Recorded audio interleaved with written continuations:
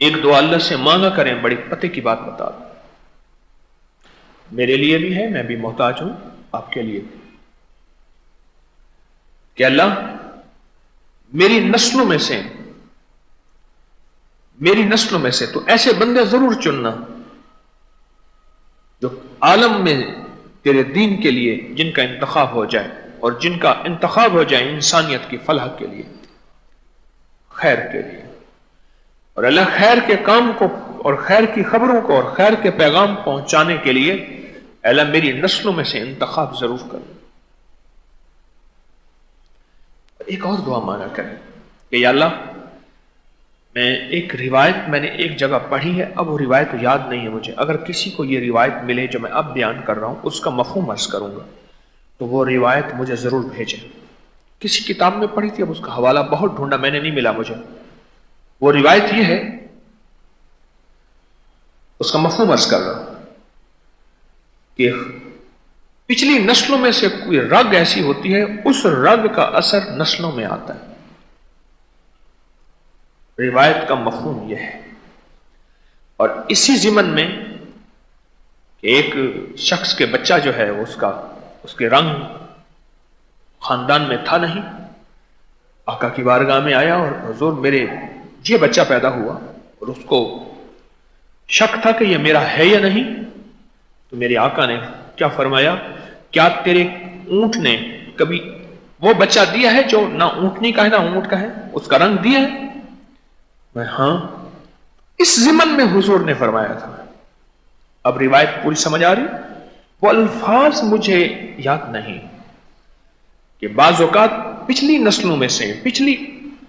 لڑیوں میں سے کوئی رگ ایسی ہوتی ہے، اس رگ کا اثر ہوتا ہے۔ اب یہ واقعہ سنا کہ جو دعا میں کروانا چاہ رہا ہوں وہ دعا سمجھے کہ اللہ اگر میری پچھلی نسلوں میں سے کوئی تیرا نیک، کوئی درویش، کوئی سخی، کوئی حلیم، کوئی ولی ایسا ہے، اللہ اس کی رگ ایسی ہو، اس کی رگ میں سے میری نسلوں میں سے نسلیں چلا اور وہ رگ منتقل کر میری نسلوں میں۔ اور اللہ پچھلی نسلوں میں کوئی ایسا بندہ تھا جس سے کوئی نافرمانیاں ہوئیں، اور جس سے کچھ دکھ ہوئے، جس سے کوئی فریب ہوئے، یا جس سے غفلتیں ہوئیں، اور اس کی زندگی حتی زرتم المقابر غفلتوں میں گزر گئی۔ کل کی بات ہے، میں نکلا تو ایک صاحب نے مجھے ایسے کاغذ دیا، ایک خاتون کھڑی تھی بوڑھی، کاغذ دی، میرا شوہر فوت ہو گیا۔ میں نے کہا آپ اسلام آباد سے آئی ہیں؟ ہاں۔ میں نے کہا آپ کا شوہر فلاں شعبے سے ریٹائر تھا، مجھے یاد آ رہا ہے۔ میں نے کہا اسی زندگی میں گزر گیا؟ کہا اسی زندگی میں گزر گیا۔ غفلت کی انتہا، غفلت کی انتہا۔ اللہ میری نسلوں میں سے ایسی نسلیں آئیں، یا اللہ تو انسانیت کو خیر پہنچانے والی، تقوی کو اختیار کرنے والی، اور تیرے محبوب کی محبت اور عشق لینے اور پھیلانے والی ایسی نسلوں میں سے اللہ تو پچھلی زندگی میں سے کوئی رگوں میں سے ایسی رگ آگے چلا۔ اللہ سے مانا کریں، چنگیاں جو مندے تھے، مندیاں جو چنگے، اچھوں میں سے برے اور بروں میں سے اچھے۔ یہ نظام قدرت ہے، بس دعا کہ اللہ میری نسلوں میں سے کوئی ایسی نسلیں عطا فرما۔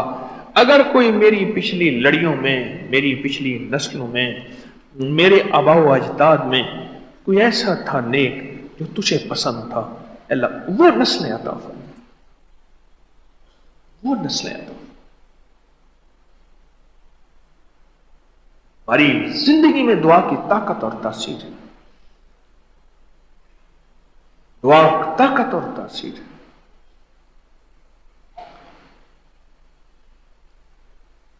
اور کسی ولی کی دعا اور نگاہ، اللہ اکبر، نگاہ عشق مستی میں وہی اول وہی آخر، وہی قرآن وہی فرقان وہی یاسین وہی طٰہٰ۔ اللہ کو دل دے دیں، دل میں سکون ملے گا، چین ملے گا۔ درود پاک ایسی ایک تسبیح بھی شخص پڑھیں، زیادہ پڑھیں سبحان اللہ، اور ایک تسبیح ایسی ہو جس میں مدینے والے کے احسانات کا استحضار، آج سے پڑھ کے دیکھیں تو صحیح، آج رات ایک تسبیح تو ایسی پڑھ کے دیکھیں، پر پڑھیں میرے مشورے سے۔ وہ کیسے؟ مجھے دیکھیے ذرا، ایک تسبیح ایسی ہو جس میں مدینے والے کے احسانات کا پورا احساس ہو، اماں کا احسان، استاد کا احسان، فلاں محسن کا احسان، اس نے مجھے ڈوبتے سے بچایا اس کا احسان، اس نے مجھے آگ سے بچایا اس نے احسان، بلڈنگ میں آگ لگ گئی تھی اس نے بڑے محفوظ طریقے سے نکال دیا اس کا احسان، سب کے احسان، لیکن جو میرے مدینے والے کا احسان ہے وہ کسی کا نہیں ہے۔ ایک درود پاک اس احسان کے جذبے کے ساتھ پڑھیں، اور پھر اگلا احسان، احسانات گناتے ہوئے ایک تسبیح پہ 2 منٹ کی جگہ 10 منٹ لگ جائیں کوئی حرج نہیں، لیکن ایک ایسے احسانات چن کے اس انداز سے کریں اور احسان کا کمال دیکھیں، اس احسان کی تاثیر دیکھیں، اور اس درود پاک کے بعد پھر پرسکون نیند دیکھیں، زندگی کا چین دیکھیں، دل کی دنیا آباد دیکھیں، بیماریوں سے اپنے آپ کو نکلتا دیکھیں، اور رب کعبہ کی قسم اس ایک درود کی تسبیح سے آپ کے قرضے، آپ کی مشکلیں، آپ کی پریشانیاں، آپ کے مسائل، آپ کی شادیاں، زندگی کے ناکامیاں سب ختم ہو جائیں گی۔ ہم بڑے بڑے وظیفے پڑھتے ہیں اور کہتے ہیں کہ شاید شادیوں کے مسئلے، قرضوں کے مسئلے، ہمارے مقدمات کے مسئلے حل ہو جائیں گے، ہمیں یقین نہیں ہے کہ درود پاک کے ذریعے سارے مسئلے حل ہو جاتے ہیں۔ درود پاک کے ذریعے میرے مدینے والا مل گیا تو بس رب مل گیا، جب رب مل گیا تو کائنات میں مجھے کسی کی پرواہ نہیں ہے۔ درود کے ذریعے، لیکن درود ایسا پڑھیں، ایک تسبیح پڑھ لیں پر ایسی پڑھیں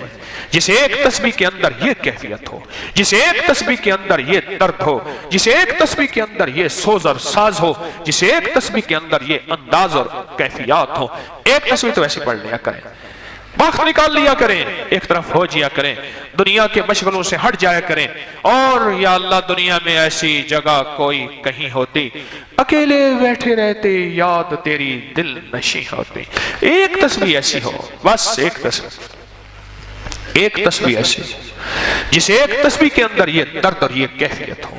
جس ایک تسبیح کے اندر یہ انداز ہو کہ میرے سارے احسانات ایک طرف، میرے آقا مدینے والے کا احسان میں نہیں بھلا سکتا، اس احسان کے اندر بس میری زندگی قربان، میرا تن، میرا من، میرا جیون، میری زندگی سب قربان ہو جائے۔ جیسے میں نے علامہ شبیر احمد عثمانی جو ہمارے پاکستان کے بہت بڑے عظیم لیڈر، جنہوں نے سب سے پہلے پاکستان کا پرچم لہرایا، جنہوں نے قائد اعظم کا جنازہ پڑھا، وہ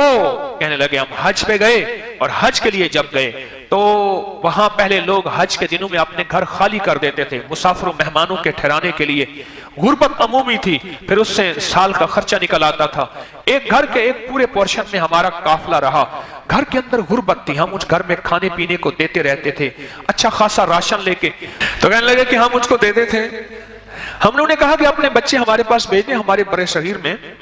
بڑے بڑے یونیورسٹیاں، جامعات ہیں بڑے بڑے، ہم ان کو پڑھائیں گے، ان کو تربیت دیں گے، پڑھا کے پھر بھیج دیں گے، ان کو روٹی بھی دیں گے، لباس بھی دیں گے، ان کو نظام کھانے کا، جوتا، ہر چیز دیں گے۔ بڑے خوش ہوئے۔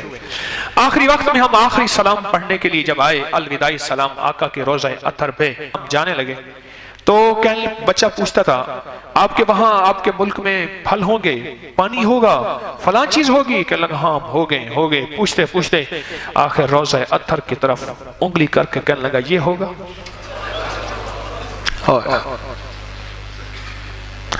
ہم ڈوب